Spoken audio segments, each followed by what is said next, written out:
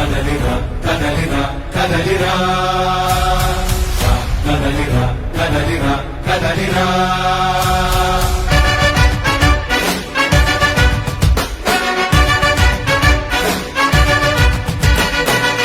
కదలిరా కదలిరా పిలుపు కాదు తెలుగుదేశ శంఖారావమురా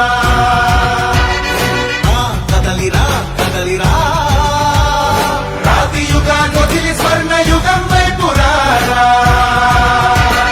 జగనూడల మర్రి మన మెడలెక్కి కూర్చుంది చుట్టూ ఉన్న ఎవ్వరిని బతకనివ్వదే అది దాన్ని తుంచి వేర్లు తెంచే ధైర్యం ఉంటే రారా ఈ కలి ఆ కలికి బలయింది చాలు తెలుగు జాతి తిరుగుబాటు నేటితోనే మొదలు కదలిరా కదలిరా కదలిరా కదలిరా కదలిరా కదలిరా కదలిరా కదలిరా పిలుపు కాదు తెలుగుదేశ శంఖారావమురా కదలిరా కదలిరా రాతి యుగాన్ని వదిలి స్వర్ణ యుగం వైపు రారా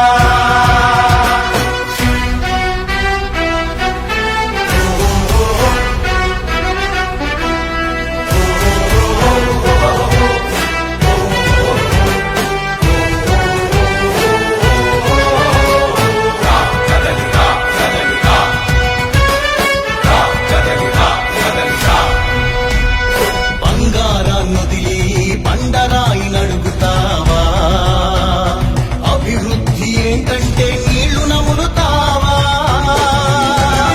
తప్పుడు వాగ్దానాలకు తలనాడిస్తావా నిజం అబద్ధాలను ఇంతైనా పోల్చుకోవా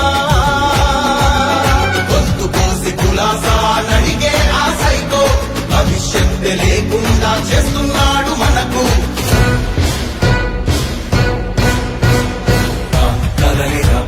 ఈరోజు విజయవాడ తూర్పు నియోజకవర్గం గద్దె రామ్మోహన్ గారు అసెంబ్లీ అభ్యర్థిగా, అదేవిధంగా కేశినేని శివనాథ్ గారు ఎంపీ అభ్యర్థిగా తెలుగుదేశం సైకిల్ గుర్తుపై ఓట్లు అడుగుతూ ఇంటింటి ప్రచారం చేయటం జరుగుతూ ఉంది. మరి ఇక్కడ మనం 9వ డివిజన్లో ఈ రోజున ఈ ప్రచార కార్యక్రమం జరుగుతూ ఉంది.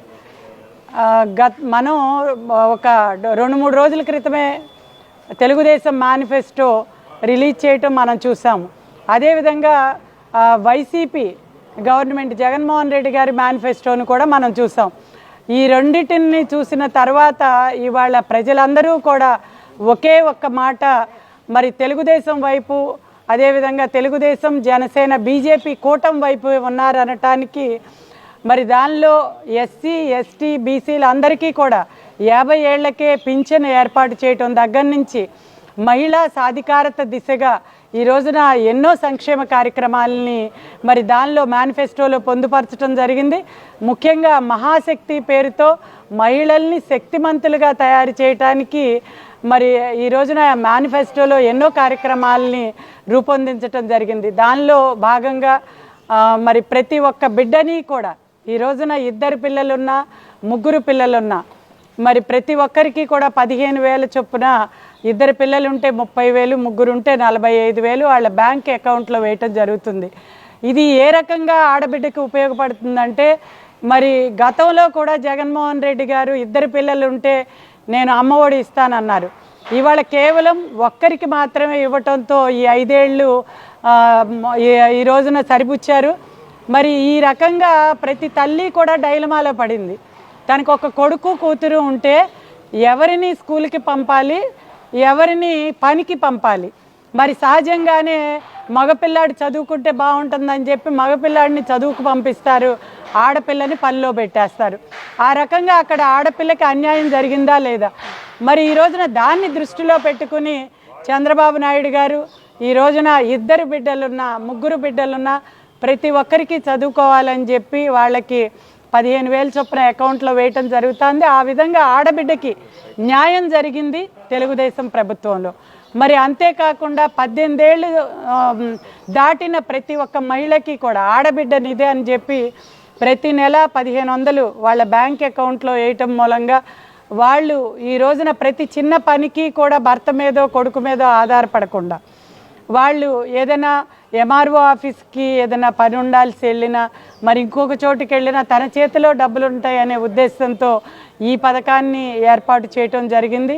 మరి ఆ రకంగా గతంలోనే మనకు తెలుసు డ్వాక్రా గ్రూపుల్ని ఆ రోజున ఏమాత్రం అక్షరాస్యత లేని మహిళల్ని కూడా డ్వాక్రా గ్రూపులుగా ఏర్పాటు చేసి వాళ్ళందరికీ కూడా ఇవాళ స్కిల్స్ని డెవలప్ చేయటమే కాకుండా వాళ్ళ తయారు చేసిన ఉత్పత్తుల్ని మళ్ళీ ఢిల్లీ వరకు కూడా తీసుకుని వెళ్ళి వాళ్ళకి ఉపాధి కల్పించి బ్యాంకులో వాళ్ళ అకౌంట్ ఓపెన్ చేయటం కూడా నేర్పించిందే చంద్రబాబు నాయుడు గారు. ఇవాళ డ్వాక్రా మహిళలు అంటే వాళ్ళంతా కూడా చంద్రబాబు నాయుడు గారి మానస పుత్రికలు. ఆ రకంగా ప్రతి ఒక్క మహిళని మరి అదేవిధంగా ఇంజనీరింగ్ చదివే విద్యార్థుల్ని ఎంతోమందిని మహిళలు ఇవాళ ఇంజనీరింగ్ కాలేజీలు స్థాపించటం ద్వారా సామాన్య మధ్యతరగతి మహిళలు కూడా ఇవాళ ఇంజనీరింగ్ చదువుతూ ఉన్నారు. దానికి కారణం ఆ రోజున చంద్రబాబు నాయుడు గారు తెలుగుదేశం ప్రభుత్వంలో ప్రవేశపెట్టిన ఇంజనీరింగ్ కళాశాలలే కారణం. ఆ రకంగా ఏ రకంగా చూసినా కూడా ఈ రోజున మహిళల సాధికారతకి పెద్దపీట వేసింది తెలుగుదేశం ప్రభుత్వం. ఆ రోజున ఎన్టీఆర్ మరి ఆస్తిలో సమాన హక్కులు ఇచ్చిన ఒక పద్మావతి కళాశాలను ఏర్పాటు చేసి మరి ఈ రోజున మహిళల కోసం ఒక యూనివర్సిటీ ఏర్పాటు చేసిన ఈ రకంగా ఎలా చూసుకున్నా కూడా మహిళలకి పెద్దపీట వేసింది తెలుగుదేశం పార్టీ. అదేవిధంగా ఈనాటి మేనిఫెస్టోలో కూడా మరి మహిళలకి భద్రత అదేవిధంగా మహిళల సాధికారత మీద మహిళలకు రక్షణ మీద ఎక్కువ దృష్టి పెట్టింది తెలుగుదేశం ప్రభుత్వం.